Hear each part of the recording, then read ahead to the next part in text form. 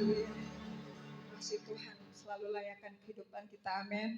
Dia mampu melakukan apapun yang tidak mungkin bagi manusia, tetapi mungkin bagi Tuhan. Amin, haleluya. Puji Tuhan, kita masih akan nyanyikan pujian girang-girang. Saya jemput kita berdiri, kita menyanyikan lagu hari ini. Kita mau bersukaria buat Tuhan.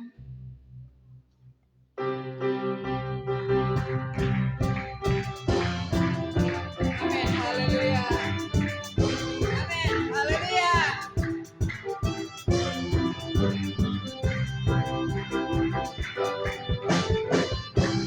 Hari ini hari yang telah dijadikan Tuhan, mari kita bersuka.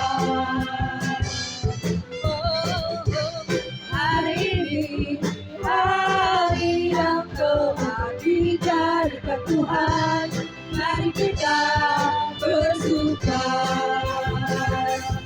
dalam Tuhan, bersuka dalam Tuhan,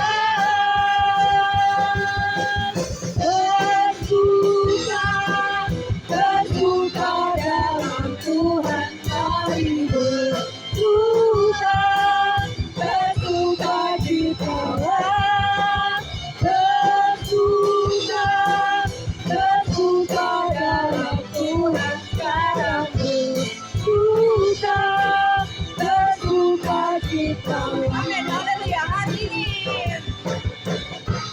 Hari ini hari yang telah dijadikan Tuhan, mari kita bersuka. Hari ini hari yang telah dijadikan Tuhan, mari kita bersuka dalam Tuhan, bersuka dalam Tuhan,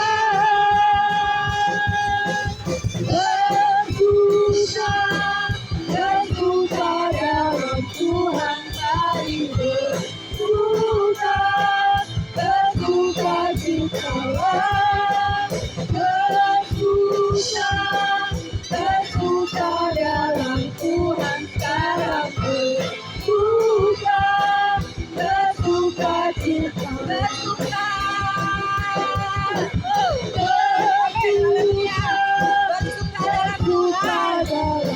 Tuhan, haleluya. Bersuka cita, bersuka dalam Tuhan, sekarang bersuka cita, sekarang bersuka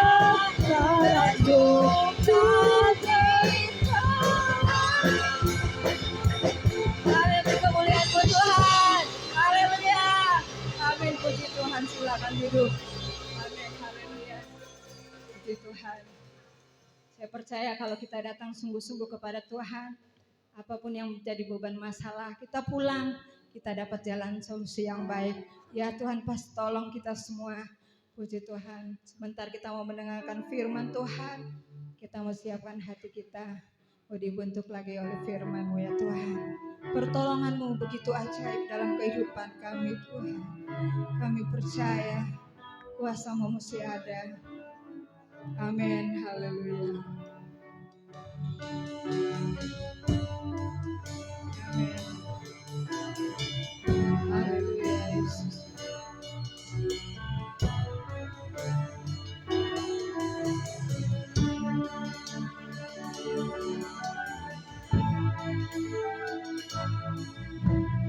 Hatiku tenang berada dekatmu, Kaulah jawaban hidup. Hatiku tenang berada dekatmu, Kau yang diharap hidupku. Pertolonganmu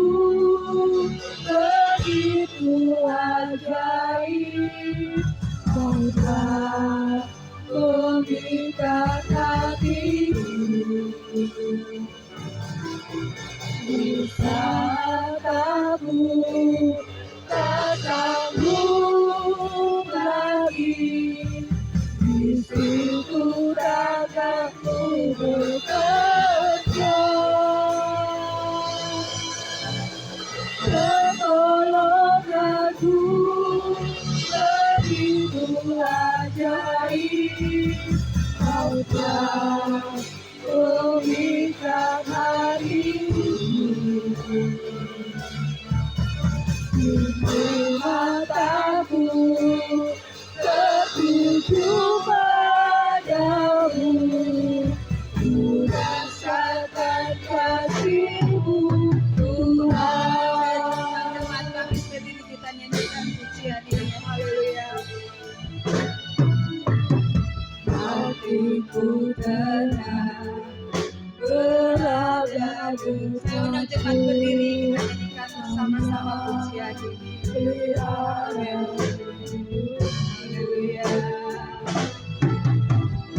Hatiku tenang berada di dekatmu Kau yang pelihara hidupku pertolonganmu begitu ajaib Kau telah mengikat hatiku di mataku tak sanggup lagi di situ tanganku bekerja pertolonganmu begitu ajaib Kau telah mengikat hatiku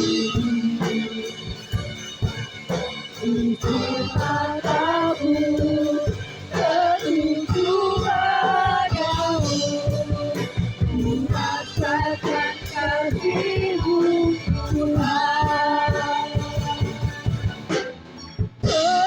pertolonganmu begitu ajaib Tuhan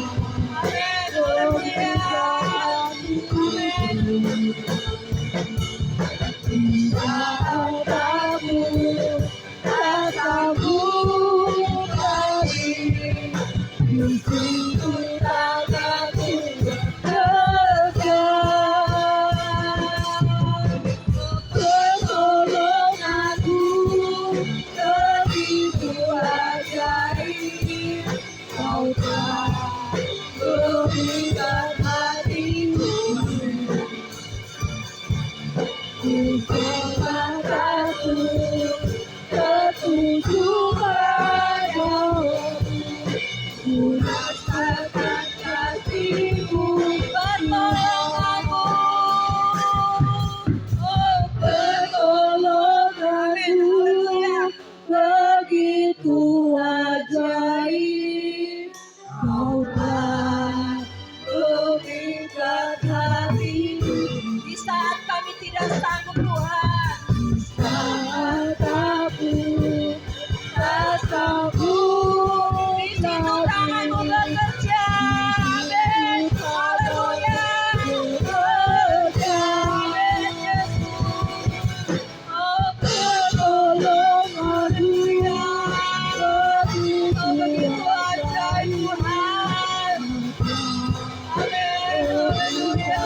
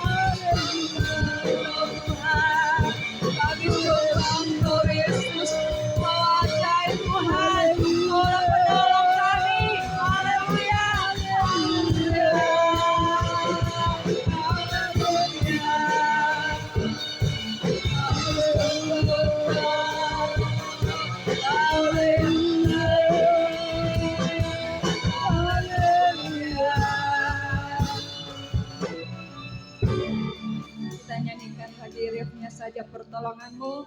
Mengandalkan Kristus, nanti Ibu Sugiono pimpin dalam doa. Pertolongan-Mu begitu ajaib, Kau telah memikat hatiku. Amin, haleluya. Di saat aku tersambung lagi, di situ tanganku tergerak. Pertolonganmu begitu ajaib, Kau telah memikat hatiku. Ibu bapakku tertuju padamu, dirasakan kasih-Mu Tuhan. Dirasakan kasih-Mu Tuhan. Dirasakan kasih-Mu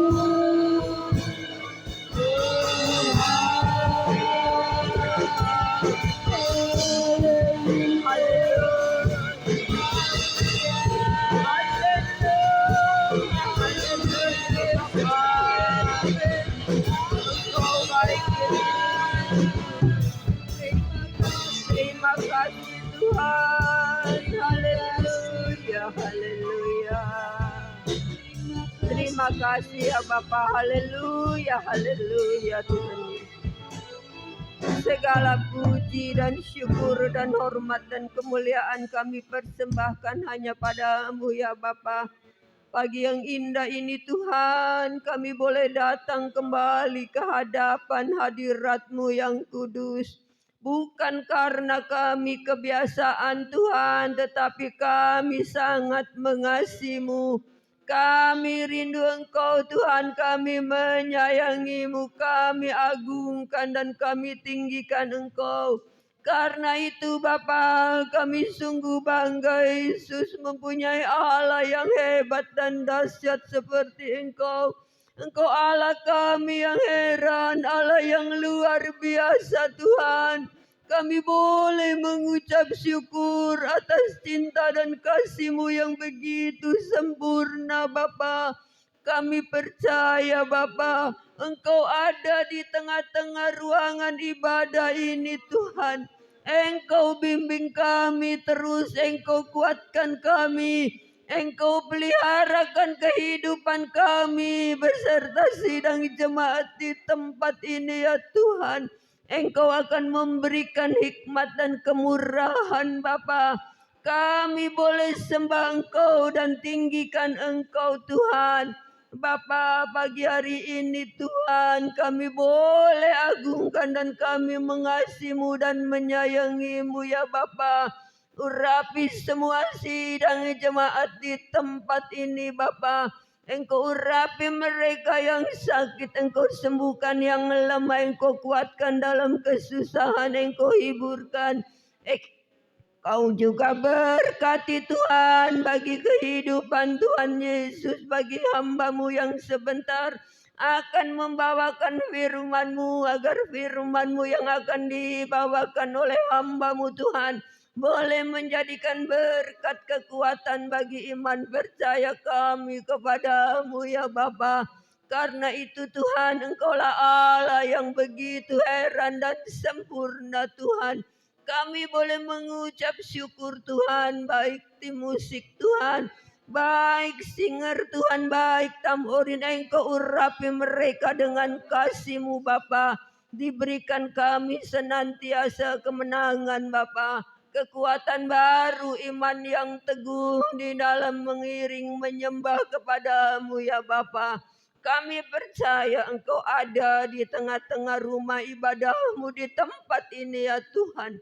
Terima kasih Bapa. Kami mau serahkan segenap kehidupan kami, tubuh jiwa raga roh kami Bapa, hanya di dalam nama Tuhan Yesus Kristus. Haleluya, haleluya, haleluya. Amin Tuhan. Puji Tuhan, firman Tuhan pada siang hari ini akan dilayani oleh Bapak Pendeta Jana Bolung dari Bekasi. Waktu dan tempat saya persilakan.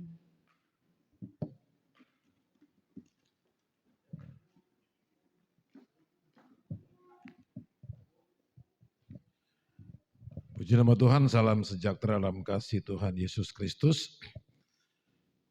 Terima kasih buat Bapak Ibu Gembala walaupun tidak ada bersama-sama dengan kita yang sudah memberikan kepercayaan kepada saya untuk melayani kita semua melalui kebenaran firman Tuhan pada saat siang hari ini. Dan puji Tuhan segera kita akan masuk dalam mendengarkan kebenaran firman Tuhan. Saya mengajak kita semua membuka Alkitab di dalam 1 Tesalonika pasalnya yang ketiga. 1 Tesalonika pasalnya yang ketiga. Kita akan membaca mulai ayatnya yang ke-10 sampai dengan ayatnya yang ke-13. 1 Tesalonika pasal 3 ayatnya yang ke-10 sampai dengan ayatnya yang ke-13. Kalau kita sudah mendapatkannya, mari kita bangkit berdiri bersama-sama. Saya rindu kita akan membaca ayat secara bergantian. Saya mulai dengan ayatnya yang ke-10. Bapak Ibu akan membacakan ayat 11 bergantian sampai ayatnya yang ke-13. 1 Tesalonika pasal 3 ayat 10 sampai 13 firman Tuhan berkata demikian. Siang malam kami berdoa sungguh-sungguh supaya kita bertemu muka dengan muka dan menambahkan apa yang masih kurang pada imanmu.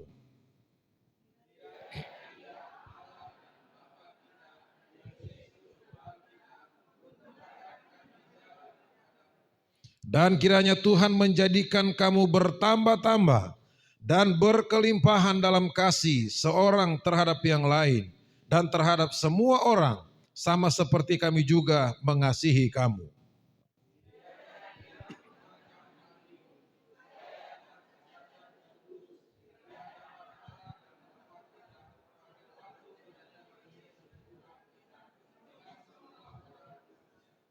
Puji Tuhan, Tuhan memberkati, silakan duduk. Saudara kasih dalam Tuhan, perikop dalam pasal 3 ini, kalau kita membaca di situ dikatakan kabar baik yang dibawa oleh Timotius. Yang melatar belakangi pasal 3 ini, Paulus merasa khawatir dengan pertumbuhan iman jemaat yang ada di Tesalonika. Karena ada begitu banyak penderitaan, pergumulan, kesesakan yang mereka alami dalam kehidupan mereka sehingga membuat Paulus berpikir jangan sampai dengan pergumulan dan penderitaan yang mereka alami membuat iman mereka tidak bisa bertumbuh. Membuat kasih mereka tidak bisa berkembang. Sehingga Rasul Paulus mengutus Timotius untuk mengetahui bagaimana keadaan jemaat yang ada di Tesalonika. Dan ketika Timotius kembali kepada Paulus, maka kabar inilah yang dibawa oleh Timotius tentang jemaat yang ada di Tesalonika. Kalau kita melihat dalam ayat yang pertama sampai dengan ayat yang kita baca pada saat pagi hari ini, kita temukan di sana bahwa orang-orang yang ada di Tesalonika memang sedang berhadapan dengan pergumulan. Mereka sedang bergumul dengan begitu banyak tantangan, penderitaan yang mereka alami. Tetapi justru di tengah-tengah penderitaan yang mereka alami, di tengah-tengah kesusahan, pergumulan yang mereka alami dalam kehidupan mereka, justru iman dan kasih mereka semakin bertumbuh. Dan itulah yang kemudian disampaikan oleh Timotius kepada Rasul Paulus. Dan kemudian sampailah kepada ayat yang ke-10, dia katakan bahwa siang malam kami sungguh-sungguh berdoa supaya kami bertemu muka dengan muka dan menambahkan apa yang masih kurang pada imanmu. Firman Tuhan pada saat pagi hari ini saya akan berikan judul iman yang bertumbuh. Saudara kasih dalam Tuhan, Paulus katakan bahwa kami ingin bertemu. Dan tujuan kami bertemu supaya kami bisa menambahkan kepada imanmu apa yang masih kurang. Apa yang perlu kamu ketahui. Apa yang perlu kamu pelajari. Dan itu yang akan dilakukan. Saudara kasih dalam Tuhan, berbicara tentang iman yang bertumbuh atau kerohanian kita yang bertumbuh. Ini adalah sesuatu yang menjadi kerinduan setiap orang percaya.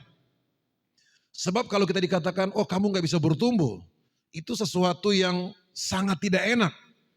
Karena satu kerinduan kita beribadah, kita melakukan firman Tuhan, supaya iman kita bisa bertumbuh dengan baik. Dan tidak hanya kita yang punya kerinduan, supaya iman kita bertumbuh, tetapi Tuhan pun ingin supaya iman kita semakin bertumbuh dan semakin kuat di dalam Tuhan. Saudara kasih dalam Tuhan, kalau bicara tentang pertumbuhan ini, saya belajar bahwa ternyata pertumbuhan iman seseorang itu tidak selalu diukur dari sejauh mana keterlibatannya dalam pelayanan. Saya ulang lagi, pertumbuhan iman seseorang tidak selalu diukur dari seberapa jauh dia terlibat dalam satu pelayanan.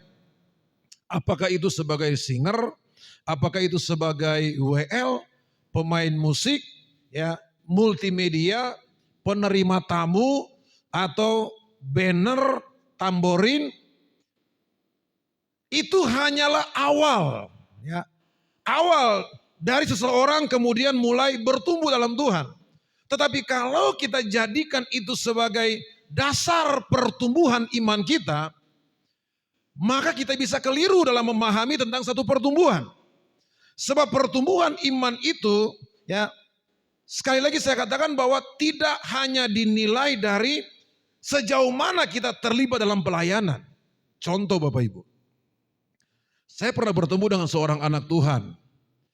Kemudian dia berkata begini kepada saya, Pak Pendeta, puji Tuhan. Ketika kami pindah ke gereja ini, puji Tuhan kami bertumbuh. Saya katakan, oh haleluya. Bertumbuhnya bagaimana Bu? Oh sekarang cucu-cucu saya sudah terlibat dalam pelayanan sekolah minggu. Dan kemudian juga bisa main tamborin. Saya bilang, oh haleluya. Anak saya sekarang guru sekolah minggu.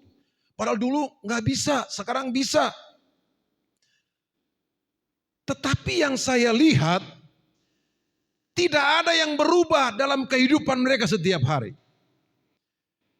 Ketika mereka berkata, puji Tuhan kami bertumbuh. Saya mau katakan bahwa pertumbuhan rohani orang Kristen selalu ada bukti yang terlihat. Kita nggak usah ngomong ke orang lain bahwa kita bertumbuh. Tapi orang lain justru akan melihat pertumbuhan iman yang kita alami dalam kehidupan kita. Saudara kasih dalam Tuhan, sebab bertumbuh itu, kalau kita tanam pohon atau tanam buah-buahan, kalau dia bertumbuh berarti bukti dari pertumbuhannya tidak hanya daunnya hijau, pohonnya semakin tinggi, tapi sebagai bukti pertumbuhannya adalah pohon itu akan menghasilkan buah. Pohon itu akan menghasilkan buah. Dalam Alkitab ada 3 model buah. Jadi kalau kita berkata, oh puji Tuhan saya bertumbuh. Kalau bertumbuh, buahnya mana? Buah apa yang kita bisa hasilkan? Sebab ada buah yang baik, ada juga buah yang asam, dan ada buah yang busuk. Ini ada 3 bentuk buah dalam Alkitab.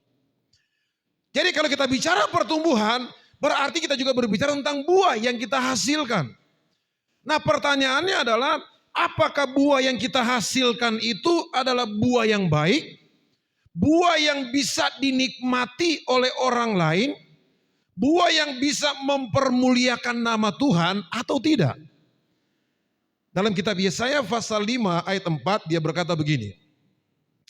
Apatah lagi yang harus kuperbuat untuk kebun anggurku itu, yang belum kuperbuat kepadanya. Aku menanti supaya hasilnya buah anggur yang baik. Mengapa yang dihasilkannya hanya buah anggur yang asam? Ini Alkitab terjemahan baru. Saya baca Alkitab terjemahan lama, dia katakan begini. Kebun anggurku itu dimengapakan lagi yang belum kuperbuat akan dia.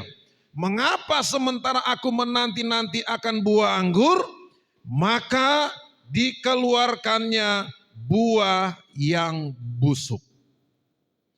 Berarti kita perhatikan bahwa ada buah yang baik, ada buah yang asam, dan juga ada buah yang busuk. Kalau buah yang baik sudah pasti bisa dinikmati orang. Ya. Dan kalau buah yang asam bukan berarti nggak bisa bermanfaat. Sebab kalau orang bikin rujak butuh yang asam. Bahkan kalau orang lagi ngidam nggak mau yang manis, maunya yang mangga asam. Artinya kalaupun buahnya asam masih bisa dinikmati orang. Haleluya. Masih bisa dinikmati. Tetapi terjemahan lama katakan, saya mengharapkan hasilnya dari pertumbuhannya. Tetapi kenapa hasil buahnya busuk? Saya mau tanya Bapak Ibu, ada yang mau buahnya busuk? Bahkan seringkali kita kalau beli buah tertipu oleh pedagang, kita marah-marah sendiri. Ya. Saya pikir buahnya bagus, ternyata buah busuk. Buah busuk diapain? Dibuang. Kalau dalam satu pohon itu, kalau ternyata buahnya busuk, gak usah repot-repot ngambilnya. Biarin aja, dia akan jatuh dengan sendirinya. Itu buah yang busuk. Nah, saudara kasih dalam Tuhan, bicara pertumbuhan ini, tentunya ada bukti yang harus dilihat oleh orang lain. Walaupun kita tidak memperlihatkan itu, tetapi setiap pertumbuhan selalu diperhatikan oleh orang lain. Dan orang lain yang biasanya lebih mengerti kita bertumbuh atau tidaknya. Karena terkadang perasaan kita itu tertutup dengan yang namanya pertumbuhan, sehingga kita nggak tahu bagaimana sebenarnya bertumbuh dengan baik. Kita hanya merasa bertumbuh, tapi orang lihat tidak ada perubahan dalam kehidupan kita. Karena sekali lagi saya katakan bahwa pertumbuhan selalu disertai dengan buah-buah yang dia hasilkan. Dalam konteks ini kita melihat, Paulus berbicara tentang pertumbuhan iman dari jemaat yang ada di Tesalonika. Dia katakan begini dalam ayat yang ke-10. Siang malam kami berdoa sungguh-sungguh supaya kita bertemu muka dengan muka dan menambahkan apa yang masih kurang pada imanmu. Paulus lihat memang ini bertumbuh, tapi Paulus katakan bahwa masih ada yang perlu ditambah. Kiranya dia Allah dan Bapa kita dan Yesus Tuhan kita membukakan jalan bagi kami. Ayat 12. Dan kiranya Tuhan menjadikan kamu bertambah-tambah dan berkelimpahan dalam kasih seorang terhadap yang lain dan terhadap semua orang, sama seperti kami juga mengasihi kamu. Paulus bicara tentang pertumbuhan yang ada di jemaat Tesalonika, dan dia katakan bahwa bukti pertumbuhan pertama adalah kasih. Ya. Dalam ayat 6, kita mundur ayat 6, dia katakan begini. Tetapi sekarang setelah Timotius datang kembali dari kamu dan membawa kabar yang mengembirakan tentang imanmu dan kasihmu, dan bahwa kamu selalu menaruh kenang-kenangan yang baik akan kami dan ingin berjumpa dengan kami, sama seperti kami juga ingin untuk berjumpa dengan kamu. Perhatikan baik-baik kabar gembira tentang imanmu dan kasihmu. Jadi bukti pertama pertumbuhan iman selalu dilihat dari kasih. Kasih tidak bisa diucapkan. Tidak hanya sekedar kita bisa berbicara tentang kasih, tapi kasih adalah tindakan nyata dari setiap kehidupan saya dan saudara. Orang bisa menghafal buah roh itu. Ada 9 buah roh, orang bisa hafal itu. Orang bisa menghafal ayat-ayat firman Tuhan. Semua ayat firman Tuhan dia bisa hafalkan itu. Tetapi kalau tidak ada kasih di dalamnya, maka tidak ada gunanya kita hafal ayat firman Tuhan, tetapi prakteknya tidak ada. 1 Korintus 13 berkata begini, sekalipun aku mempunyai iman yang sempurna, yang bisa memindahkan gunung, sekalipun aku mengetahui semua pengetahuan, ya, tetapi kalau aku tidak punya kasih, aku sama sekali tidak ada gunanya. Bisa nggak dimunculin? 1 Korintus 13. Kita lihat di situ. Paulus katakan bahwa bukti pertumbuhan pertama itu kasih. Kenapa harus kasih? Karena buah roh yang pertama adalah kasih. Ya, kita lihat ya dalam suratan. Nah ini dia. Sekalipun aku mempunyai karunia untuk bernubuat dan aku mengetahui segala rahasia dan memiliki seluruh pengetahuan, dan sekalipun aku memiliki iman yang sempurna untuk memindahkan gunung, tetapi jika aku tidak mempunyai kasih, aku sama sekali tidak berguna. Ayat 3. Dan sekalipun aku membagi-bagikan segala sesuatu yang ada padaku, bahkan menyerahkan tubuhku untuk dibakar, tetapi jika aku tidak mempunyai kasih, sedikit pun tidak ada faedahnya bagiku. Iman dilihat pertumbuhannya dari kasih yang pertama. Paulus berbicara tentang kasih di sini. Kenapa harus kasih Bapak Ibu Saudara dalam Tuhan? Sebab kasih itu penggerak. Kita bisa melakukan sesuatu itu penggeraknya kasih. Dan kalau kita berbicara tentang kasih, kasih ini tidak bisa dimanipulasi. Kasih ini tulus, kasih ini apa adanya. Dan bagaimana kita mempraktekkan kasih itu sebagai bukti dari iman kita yang sedang bertumbuh. Sebab kalau tidak ada kasih, kita berkata bahwa nggak ada faedahnya, nggak ada manfaatnya. Pintar, hebat, punya karunia, tapi nol di hadapan Tuhan. Sebab Tuhan butuh bukti dari pertumbuhan iman saya dan saudara. Bagaimana kita bisa mempraktekkan iman kita yang sedang bertumbuh? Supaya orang tahu dan kita pun tahu bahwa kita sedang bertumbuh. Yesus mengajarkan dalam Matius 5 ayat 44, dia berkata begini. Matius 5 ayat 44. Tetapi aku berkata kepadamu, kasihilah musuhmu dan berdoalah bagi mereka yang menganiaya kamu. Dia bisa melayani Tuhan. Dia bisa WL, dia bisa singer, dia bisa main musik, dia bisa main tamborin, main banner. Tapi bisa enggak mengasihi orang yang membenci kita?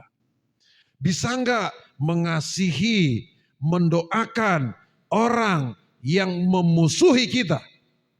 Dan orang yang memang kita enggak suka.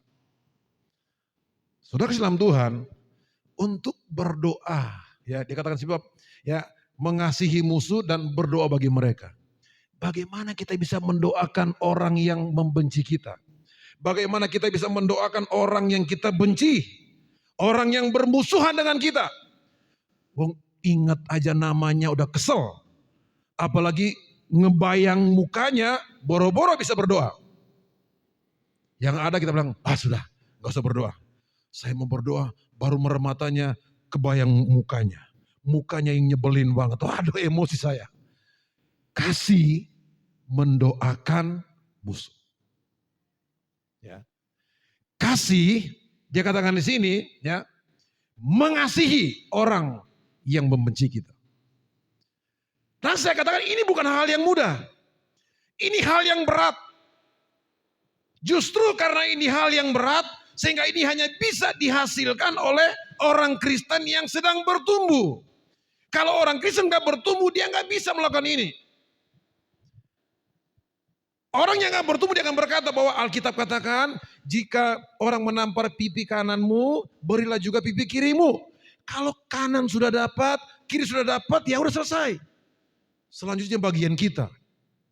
Alkitab katakan bahwa kalau orang melemparmu dengan batu, balas dengan kapas. Ya. Ini hal-hal yang berat Bapak Ibu. Tetapi kalau orang punya kasih, sekalipun berat, dia bisa melakukannya. Ya. Justru tantangannya di sini. Kalau kita mengasihi orang yang mengasihi kita, Alkitab katakan orang jahat pun bisa. Ya. Orang jahat pun bisa. Tetapi kalau kita bisa mengasihi orang yang membenci kita, kalau kita bisa mendoakan orang yang memusuhi kita, itu baru yang luar biasa Bapak Ibu. Ya. Dan saya mau katakan sekali lagi, itu gak mudah. Itu beratnya luar biasa. Sebab kita harus berperang dengan ego kita. Ego kita berkata ngapain? Doain. Ya, malah kita syukurin, malah kita doain yang gak benar. Mudah-mudahan dia begini, mudah-mudahan dia begitu, supaya dia kapok, supaya dia tahu. Ya, padahal kita orang Kristen, kita pelayanan, kita setia ibadah. Tetapi kita tidak bisa menunjukkan pertumbuhan iman kita dalam bentuk kasih. Paulus katakan bahwa aku mendapat kabar yang mengembirakan bahwa ternyata imanmu dan kasihmu semakin kuat, semakin bertambah. Ternyata bukti pertumbuhan iman yang pertama adalah kasih. Karena kasih mengatasi segala sesuatu. Coba ayat 5 yang tadi, yang 1 Korintus 13. 13 ayat 5. 1 Korintus 13. Ya. Kita lihat dulu di situ, ya. Karena ini berhubungan dengan kasih. Oh, ini satu raja-raja ini. Maka saya katakan tadi bahwa kasih enggak cuma diomongin, tapi kasih itu adalah tindakan. Dan tindakan yang sangat menantang, ya. Coba ayat 4. Mundur ayat 4. Kasih itu apa Bapak Ibu? Sabar. Ya. Kalau kita berhadapan orang yang mengeselin, kita biasanya gimana Pak? Elus dada. Oh Tuhan, sabar. Ya. Ngadapin anak yang ngeselin, Tuhan, sabar. Ya. Elus dada Bapak Ibu. Ya. Orang kamu gimana? Oh sabar. Hati biasanya itu. Karena ini sangat bahaya ini ya. Kasih itu sabar. Kasih itu murah hati. Makanya bisa mendoakan orang yang memusuhi kita. Ya. Kemudian ia tidak cemburu. Ya. Ia tidak memegahkan diri dan sombong. Ayat 5 tadi ya. Ia tidak melakukan apa yang tidak sopan. Dan tidak egois mencari keuntungan sendiri. Tidak suka marah-marah. Tidak menyimpan dendam. Next. Tidak bersuka cita karena ketidakadilan, tetapi karena nggak mensyukuri. Kalau misalnya ada apa, syukurin lo, makanya lo kapok lo, ya makanya lo berubah atau tobat. Nah, nggak seperti itu kalau kasih. Ayat 8. Nah ini, ia menutupi segala sesuatu, percaya segala sesuatu, mengharapkan segala sesuatu, terakhir apa? Sabar menanggung segala sesuatu. Ini yang berat Bapak Ibu. Ya. Ngomong kasih mah cepet. Tetapi kalimat terakhirnya sabar menanggung segala sesuatu. Itu butuh perjuangan. Ya. Itu butuh ya tekad yang sungguh-sungguh. Tapi bukan berarti gak bisa. Kita pasti bisa. Karena di saat kita bertumbuh saya percaya Roh Kudus akan memberi kita kekuatan. Untuk melakukan yang tidak sanggup kita lakukan. Sehingga kalau kita bisa melakukan hal yang sulit, kita akan berkata, bukan karena kuat saya, tetapi karena kekuatan Tuhan. Karena kalau saya ingat kekurangannya, saya nggak mungkin bisa. Kalau saya ingat gimana yang ngeselin saya, nggak mungkin saya bisa. Tapi kalau saya bisa ini karena kemurahan Tuhan. Nah orang yang bisa melakukan itu, tidak pernah merasa bisa karena kekuatannya. Tetapi dia akan mengakui, kalau dia bisa melakukannya, itu karena Tuhan. Dan itu bukti dari pertumbuhan. Yang kedua kita melihat, Paulus berbicara tentang bukti pertumbuhan, selain kita melihat bukti pertumbuhan iman itu dilihat daripada kasih. Yang kedua, perubahan sifat dan karakter. Maka saya katakan di awal bahwa kalau kita menilai pertumbuhan hanya sebatas kita terlibat dalam pelayanan pekerjaan Tuhan, ya pelayanan di mimbar dan sebagainya, itu bukanlah satu dasar penilaian. Sebab kita melihat bahwa nggak bisa dipungkiri, orang sudah pelayanan pun seringkali karakternya lebih baik jemaat daripada statusnya pelayan. Jadi status pelayan itu tidak membuktikan bahwa dia bertumbuh. Dan saya berani katakan itu. Kenapa? Karena kita mungkin melihat, mungkin Bapak Ibu juga bisa melihat, banyak orang terlibat pelayanan tapi karakternya jelek. Karakternya nggak bisa jadi berkat. Paulus katakan dalam 2 Tesalonika pasal 1 ayat 11, dia katakan begini. Karena itu kami senantiasa berdoa juga untuk kamu, supaya Allah kita menganggap kamu layak bagi panggilannya, dan dengan kekuatannya menyempurnakan kehendakmu untuk berbuat baik dan menyempurnakan segala pekerjaan imanmu. Paulus katakan, saya berdoa supaya kamu disempurnakan perbuatan baikmu, disempurnakan pekerjaan imanmu, dianggap layak oleh Tuhan, bukan oleh kita sendiri. Ya, dianggap layak oleh Tuhan, sebab N di sini huruf besar. Nah, bagaimana kita dianggap layak? Kita mungkin sementara melayani Tuhan, selesai melayani Tuhan, tetapi orang lihat sifat karakter kita tidak berubah. Pertumbuhan iman dilihat tidak hanya dari kasih, tetapi bagaimana perubahan karakter dari seseorang. Contoh Alkitab, Paulus. Ya, Paulus seorang pembunuh orang-orang percaya. Ketika dia berangkat dengan kuasa penuh membunuh tanpa bersentuhan dengan hukum, dia pergi ke Damsik. Di tengah jalan Tuhan tangkap dia. Kemudian dia bertobat. Kita melihat perubahannya. Dari seorang pembunuh berubah secara total menjadi seorang rasul. Dia disesat, dianiaya. Tapi dia tidak pernah memakai otoritasnya sebelumnya untuk melawan orang-orang Yahudi pada waktu itu. Tapi dia rela ya menderita karena Tuhan. Dari orang yang sangat sangar, orang yang sangat kejam, seorang pembunuh, menjadi seorang rasul. Yang setiap hari dianiaya, tapi dia tidak punya kekuatan untuk membalas, ya, atau kemudian dia mulai merancangkan yang jahat, tapi dia ikutin, dia tahu inilah konsekuensinya, ya, menjadi anak Tuhan.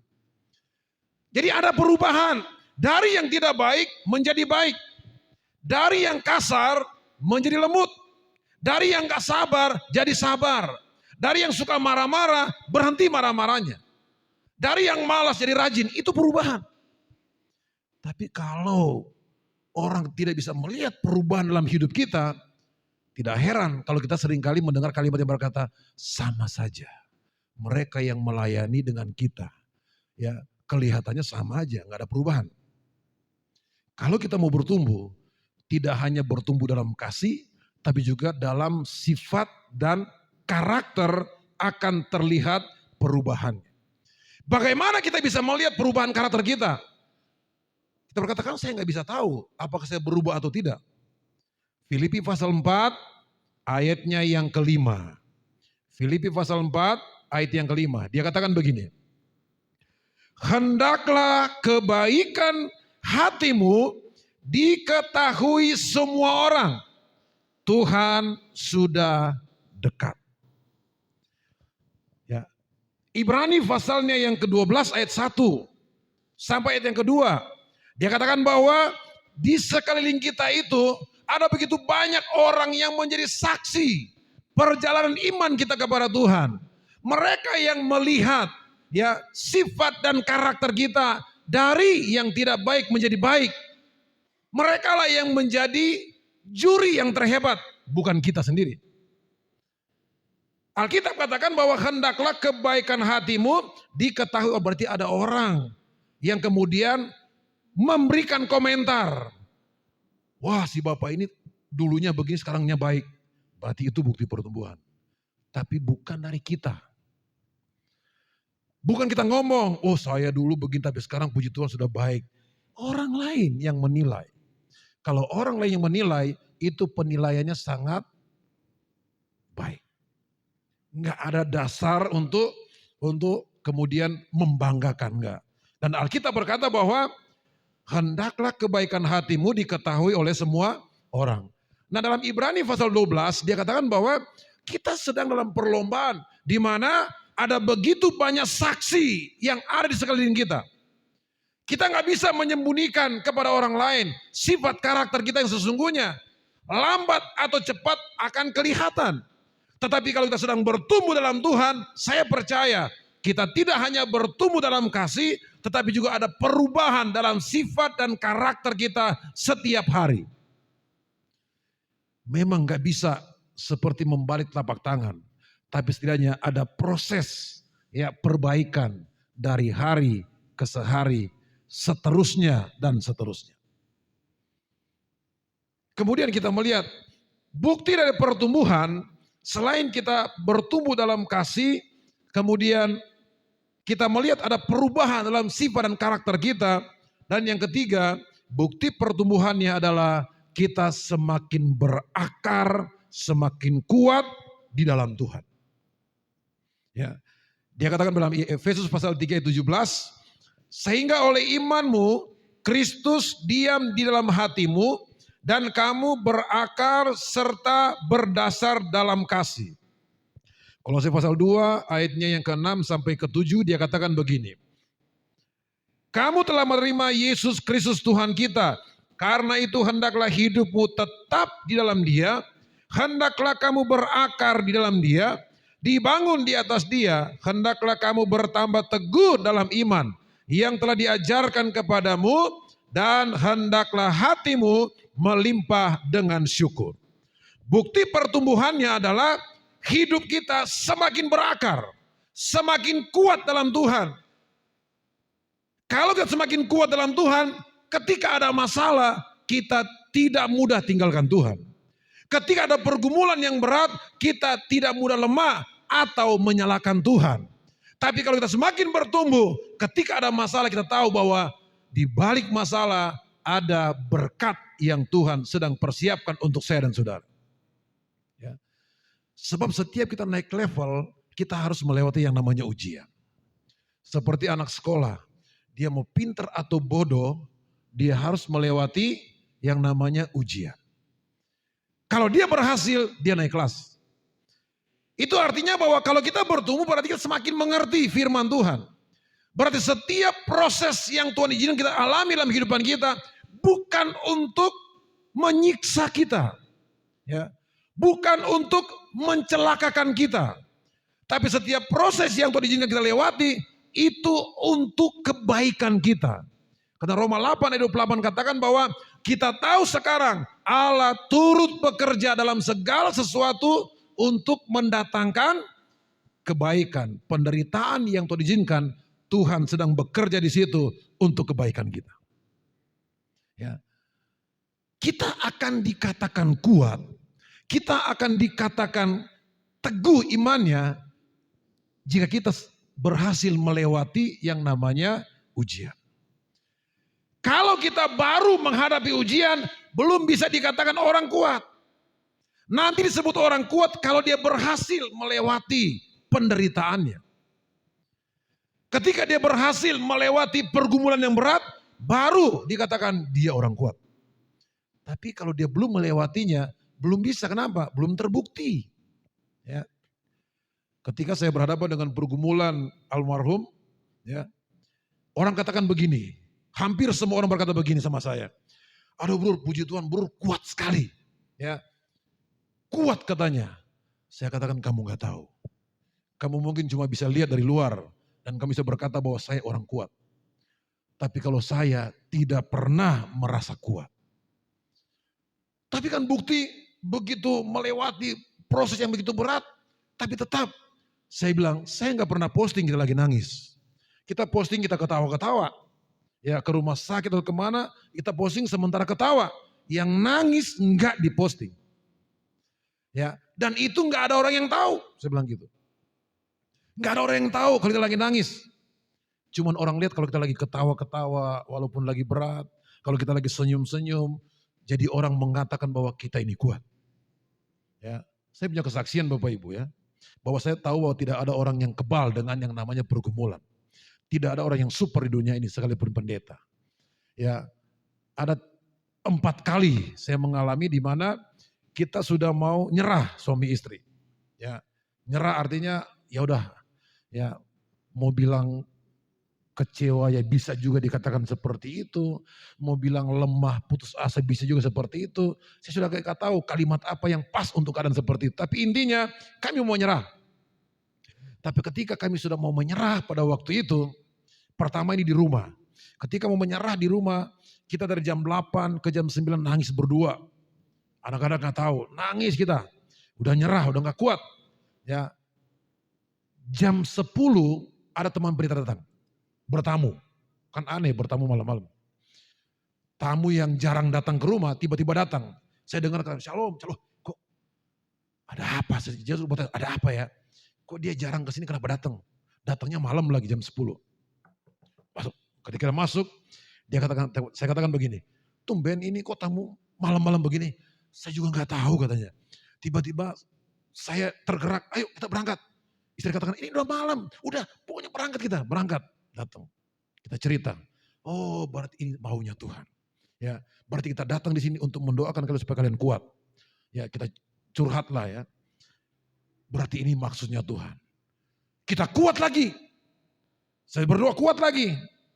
Waktu kita di Cirebon itu jamnya hampir sama. Jam 8 ke jam 9 itu ya kita juga sudah mau nyerah. Tuhan, kita sudah waktu itu sudah mau 2 bulan itu. Ya, setelah di akupuntur datang enak, besoknya balik lagi seperti itu. Ya, istri sudah mulai goyah, sudah mulai lemah. Kita lagi mulai nangis-nangis berdua, karena kebetulan berdua. Nah, jam 9:15 dapat telepon dari seorang pendeta. Bro, di koskan, oh iya ada. Ya, kita mau ke sana. Aduh tante, tapi ini kan sudah malam. Ya, ini jam 10 udah nggak boleh terima tamu. Kita sudah dekat, ada 2 mobil kita dengan jemaat. Ya, kita nggak ngomong begini, aduh tante, saya lagi goyah, nggak. Datang, berdoa. Ya, mereka berdoa, mereka kasih kekuatan, kita kuat lagi. Ya. Kejadian di rumah lagi seperti itu. Nah, saya melihat di situ bahwa ternyata tidak ada orang yang super di dunia ini. Orang bisa melihat kita dari luar, katakan, oh itu kamu kuat, itu kamu luar biasa. Saya katakan tidak ada yang kuat dan tidak ada yang luar biasa di dunia ini. Semua kita punya batas kemampuan kekuatan. Ya. Nah, ketika melewati semuanya itu, saya berpikir sekarang, kok saya bisa ya ngelewatin semuanya itu? Dengan seluk-beluk semua penderitaannya, kok saya bisa ya? Tapi kembali lagi kepada firman Tuhan, Tuhan tidak memberi cobaan melampaui kekuatan kita manusia. Tuhan kasih sesuai dengan kemampuan kita. Kita akan dilihat kuat di dalam Tuhan atau tidaknya ketika kita terus bertahan walaupun terseok-seok, walaupun tertati-tati tapi bertahan, tidak mau tinggalkan Tuhan, ya, tidak mau menyalahkan Tuhan dengan apa yang kita alami, dengan penderitaan yang kita alami, tapi mau belajar bersyukur dengan apa yang kita alami dalam kehidupan kita. Sebab Paulus katakan di sini dalam Kolose pasal 2 ayat 6, dia katakan dalam kalimat terakhir dalam ayat 7, dan bersyukur. Ya. Ternyata orang yang tertanam, orang yang bertumbuh itu dan berakar adalah orang dalam kalimat terakhir dalam ayat 7 dia katakan, dan hendaklah hatimu melimpah dengan syukur. Artinya kita bersyukur dengan apa yang kita alami, yang Tuhan izinkan. Sebab kita percaya bahwa Tuhan tahu batas kemampuan kita dan Alkitab berkata bahwa Tuhan memberi cobaan, penderitaan, pergumulan tidak akan melebihi kekuatanmu. Karena Allah kita setia. Karena ketika cobaan itu melebihi kekuatanmu, kita berkata, Allah setia, Ia akan memberikan jalan keluar kepadamu. Kenapa kita harus perlu berakar dalam Tuhan? Sebab ikut Tuhan tidak seperti apa yang kita pikirkan, bahwa kalau ikut Tuhan bebas masalah, bebas pergumulan, berkatnya mudah didapat, ya, dan sebagainya. Tetap kita harus berjuang. Tetap kita harus bekerja. Kita harus berusaha dengan sungguh-sungguh baru dapat berkat, ya. Tetap melewati pergumulan. Alkitab berkata bahwa jadi anak Tuhan bukan berarti seperti, ya, kita bayangkan berjalan di jalan tol bebas hambatan. Ketika ada keluarga dari Manado datang, mereka membayangkan jalan tol itu seperti Manado Bitung. Yang merem bisa nyampe Bapak Ibu. Karena mobilnya cuma bisa dihitung dengan jari yang lewat tol. Ya, ketika masuk ke sini, saya katakan kita masuk tol ya. Oh, mereka gambarkan berarti bebas hambatan. Baru masuk ke tol macet. Loh, kok aneh, dia siaran langsung. Dia katakan begini, guys, aneh di Jakarta ternyata tolnya macet guys. Saya bilang, lo baru tahu? Ya, nggak sama dengan di Manado. Kalau orang di Manado itu jalannya bebas, ya. Gak ada hambatan. Di sini ini macet, dia rekam lagi gitu. Saya bilang, kamu baru tahu ya, kalau tol Jakarta berbeda dengan tol di Manado. Tol Jakarta itu hanya kata-kata doang, bebas hambatan. Tapi kenyataannya hambatannya lebih banyak daripada jalan biasa. Ya. Gak ada yang bisa menjamin bahwa perjalanan hidup kita akan baik-baik saja. Tetapi kalau kita berakar dalam Tuhan, sekali saya katakan, kita tidak akan kecewa dengan apa yang kita alami. Tetapi kita mensyukuri apa yang kita alami, sebab kita percaya bahwa kalau Tuhan izinkan sesuatu terjadi dalam kehidupan kita, berarti bukti bahwa kita ini adalah anak Tuhan. Sebab Alkitab berkata bahwa barang siapa kuakui sebagai anak, maka dia akan mendapatkan hajaran. Dia akan mendapatkan teguran. Kalau masih ditegur oleh Tuhan, itu bukti bahwa kita dikasihi oleh Tuhan. Kalau kita berakar, kita gak mudah kecewa. Kita gak mudah lemah. Kita gak mudah tinggalkan Tuhan. Dan itu bukti dari pertumbuhan. Nah, bukti pertumbuhan selanjutnya dalam konteks ini kita melihat, ya, bahwa kalau kita berbicara iman dan bertumbuh, maka selain kasih kita semakin kuat, ya, dan kemudian kita melihat di situ selain kasih yang saya katakan tadi bahwa kita semakin berakar dalam Tuhan, semakin teguh dalam Tuhan, dan kemudian kita melihat bukti dari pertumbuhan selanjutnya adalah hidup kita tertib. Kita lihat dalam Alkitab, Kolose pasal 2 ayat 5.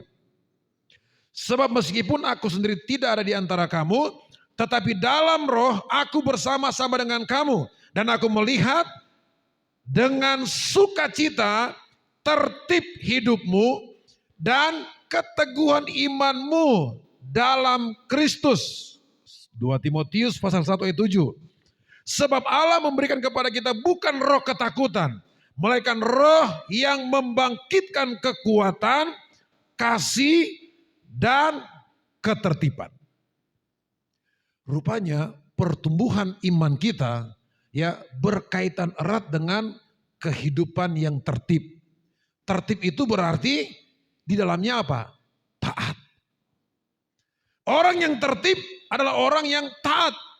Kita lihat di jalan-jalan, ya, tertib lalu lintas berarti kita mematuhi semua rambu-rambu yang ada di lalu lintas. Kalau nggak boleh stop nggak boleh, ya. Kalau nggak boleh parkir nggak boleh. Nah, itu orang tertib.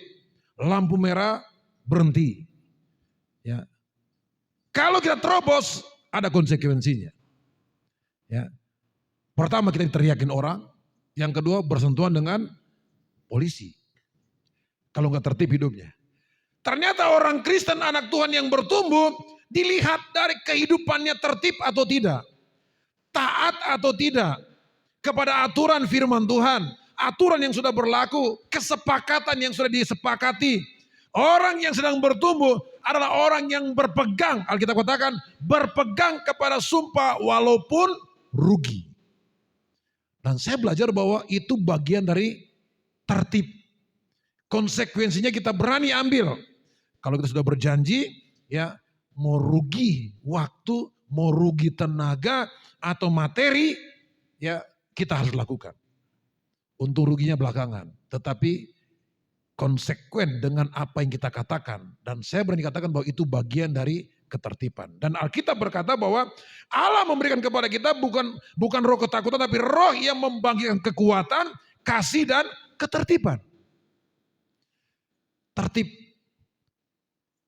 Jadi sesuai dengan aturan, semua bergerak sesuai dengan aturan. Tidak semaunya kita sendiri. Nah kalau orang Kristen yang katanya bertumbuh tapi nggak mau diatur, tidak mau tunduk kepada otoritas, tidak mau tunduk kepada aturan yang sudah berlaku, berarti kita ibadah sendiri. Sebab kalau kita ibadah di perkumpulan seperti ini, komunitas pasti ada aturannya. Ada aturannya. Dan sekarang ini banyak orang Kristen gak mau diatur seperti itu.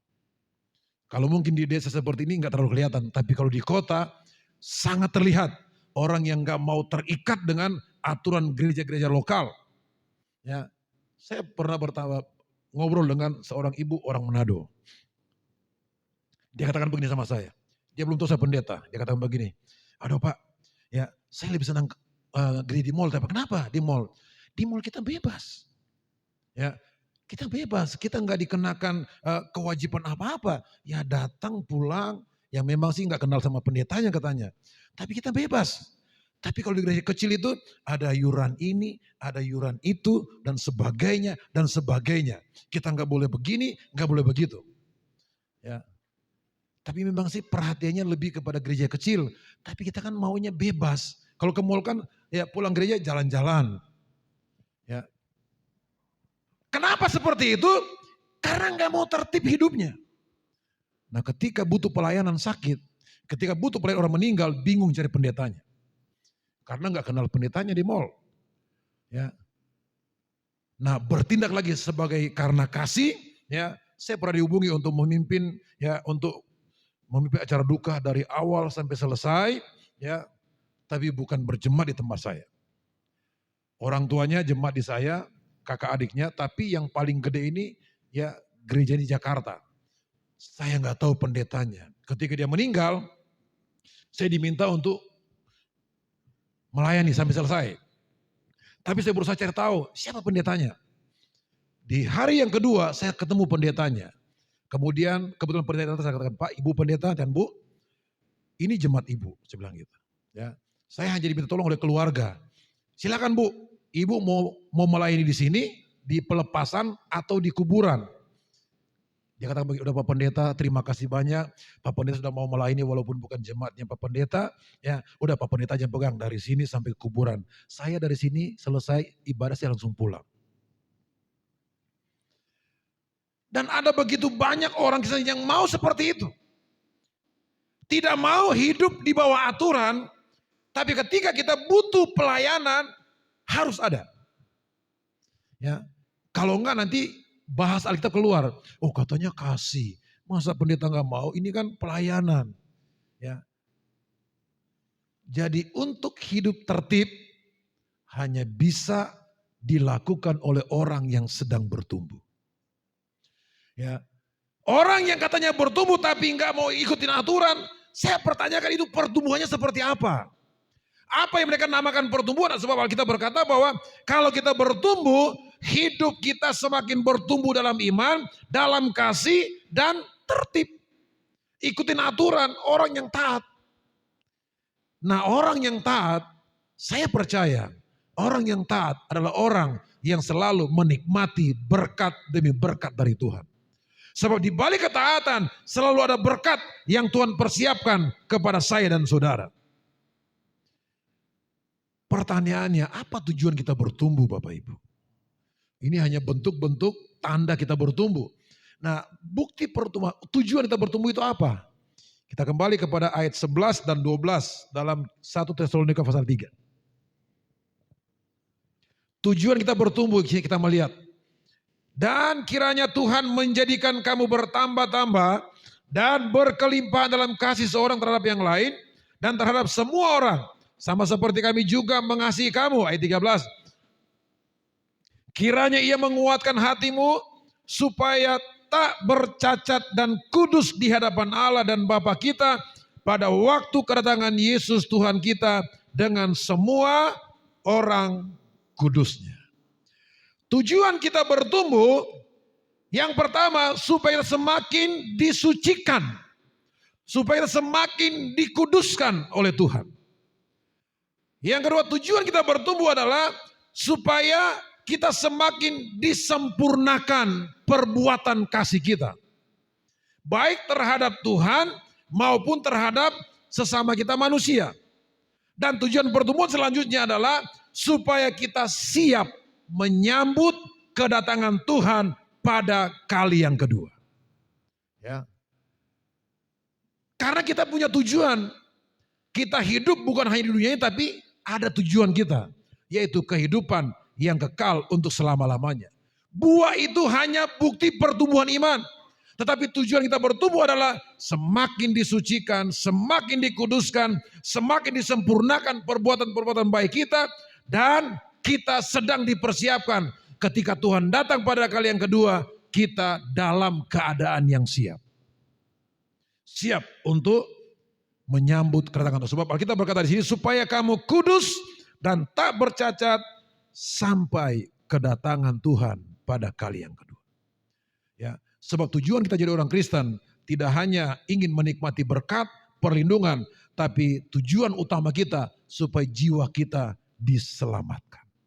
Supaya kita masuk dalam kerajaan surga. Buat apa kita bertumbuh kalau kita tidak ada jaminan masuk dalam kerajaan surga? Tujuan pertumbuhan kita, saya ulang lagi bahwa supaya kita semakin dikuduskan, semakin disempurnakan perbuatan-perbuatan baik kita.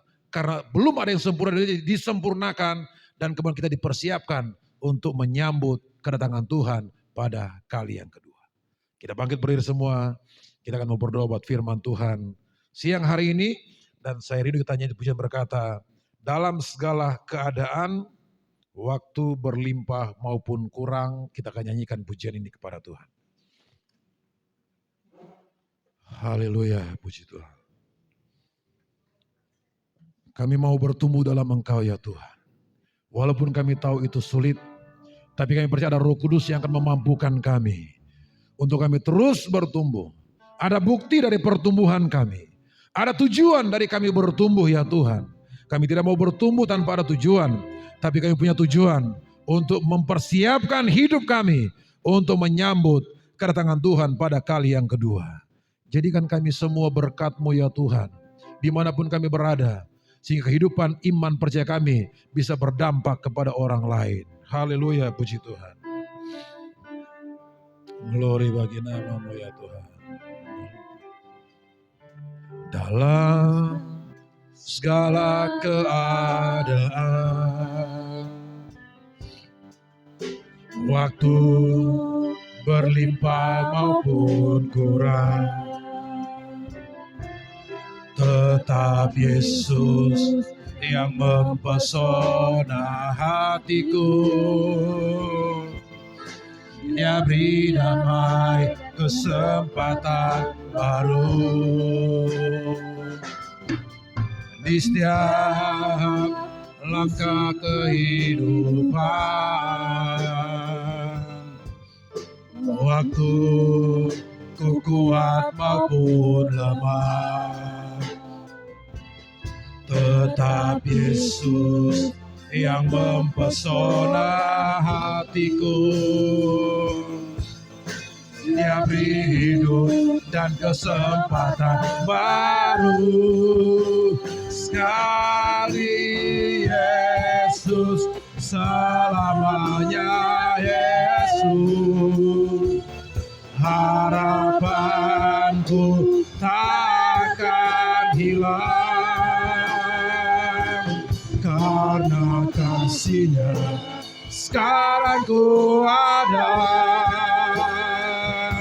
Oh Yesusku, ku cinta Kau selamanya. Dalam segala keadaan, dari awalnya kali pujian ini kepada Tuhan. Dalam segala keadaan. Haleluya.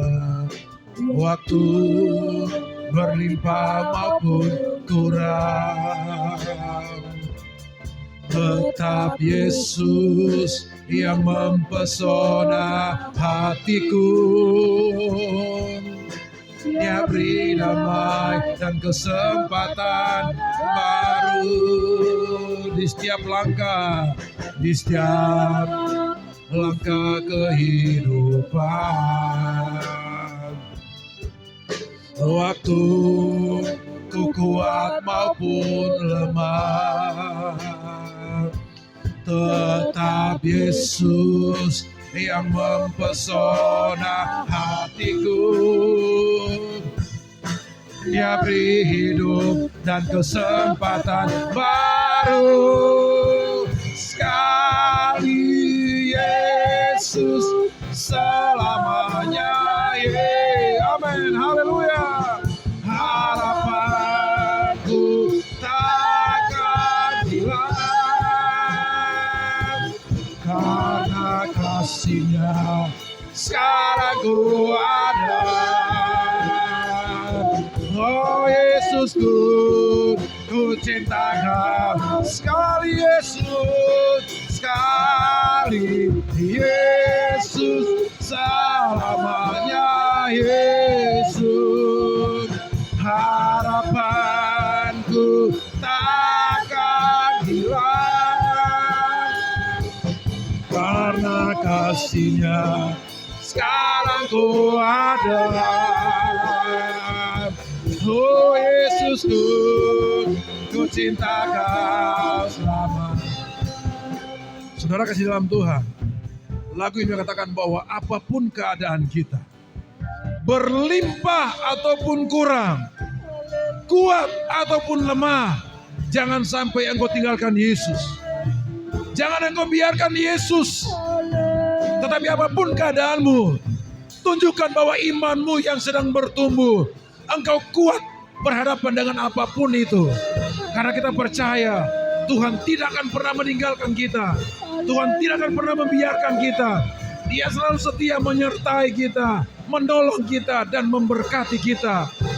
Haleluya, haleluya, haleluya. Glory bagi nama-Mu ya Tuhan. Ajaib Tuhan.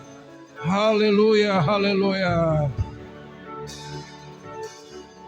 Amin. Nyanyikan dari awal pujian ini. Segala keadaan, oh waktu berlimpah maupun apapun yang kami alami ya Tuhan. Ketika kami kelimpahan berkat, kami tidak akan jauh dari Tuhan. Ketika kami harus berjuang dan kebutuhan hidup, kami tetap kuat di dalam Engkau ya Tuhan. Haleluya. Di setiap musim kehidupan, waktu ku kuat maupun lemah, tetap Yesus yang mempesona hatiku. Dia beri hidup dan kesempatan baru. Amin. Sekali Yesus selamanya. Yesus, harapanku takkan. Amin. Haleluya. Karena kasih-Nya sekarang ku ada. Oh Yesusku, ku cinta Kau sekali Yesus, sekali Yesus selamanya. Amin, haleluya. Harapanku takkan hilang, karena kasih-Nya sekarang ku ada. Oh Yesusku, ku cinta Kau sekali Yesus, sekali Yesus Amin. Inilah pengakuan kami saat siang hari ini Tuhan. Sekali Yesus tetap Yesus dalam hidup kami. Haleluya. Karena kasih-Nya sekarang ku ada. Oh Yesusku, ku cintakan. Jemaat saya ingin puji kepada Tuhan. Sekali Yesus selamat. Inilah pengakuan kami Tuhan. Sampai sejauh mana Tuhan karena kami hidup dalam dunia ini, kami mau tetap pertahankan Yesus dan tetap Yesus dan tidak tergantikan oleh apapun ya Tuhan. Haleluya. Glory bagi nama-Mu ya Tuhan. Oh, ku cintakan sekali Yesus, sekali Yesus selamat. Nanti Bapak Rudi akan berdoa buat firman Tuhan. Harapanku takkan hilang karena kasih-Nya sekarang ku ada. Oh Yesusku, ku cintakan sekali Yesus. Yesus selamanya Yesus. Harapanku tak akan hilang karena kasih-Nya sekarang ku ada. Oh Yesus, ku cintakan selamanya. Oh Yesusku, ku cintakan selamanya. Oh Yesusku, ku cinta Kau selamanya. Haleluya. Glory.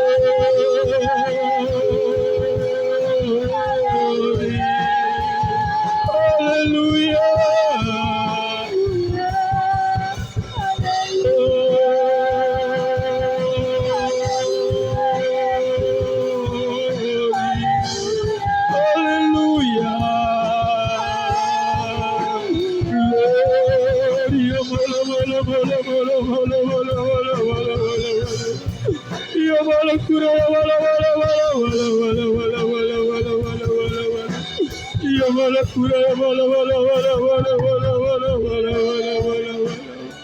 Haleluya.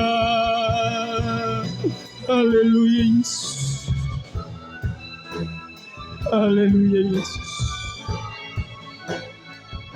Terima kasih Bapa di dalam surga. Biarlah pujian ini menjadi doa dan kerinduan kami semua ya Tuhan.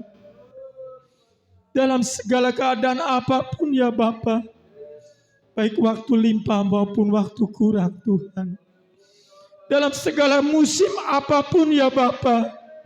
Baik waktu kuat maupun lemah. Kami mau tetap cinta Yesus Tuhan. Kami mau tetap bersama Yesus ya Bapa.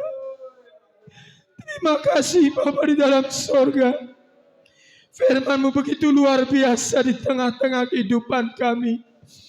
Kalau firman-Mu siang hari ini ya Bapa, sudah menyampaikan isi hati-Mu di dalam kehidupan kami.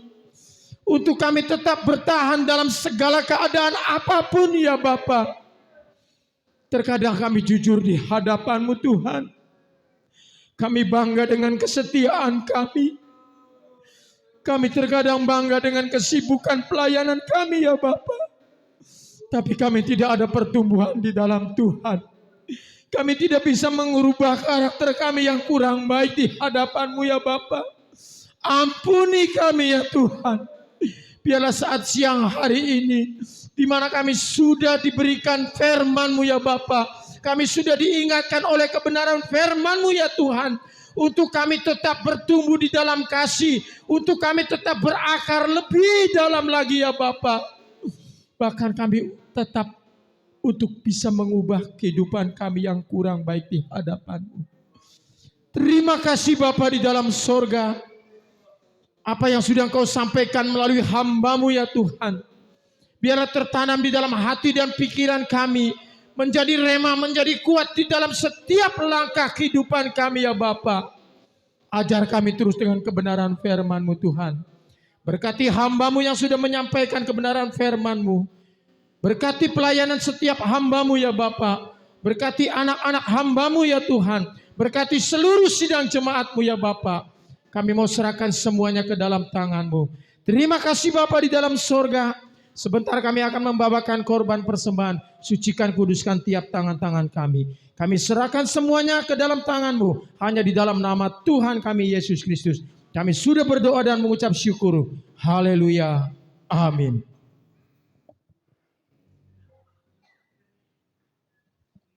Puji Tuhan, kita sudah mendengarkan firman Tuhan. Biar firman Tuhan itu kita remakan dalam kehidupan kita. Saat ini kita akan berikan korban persembahan.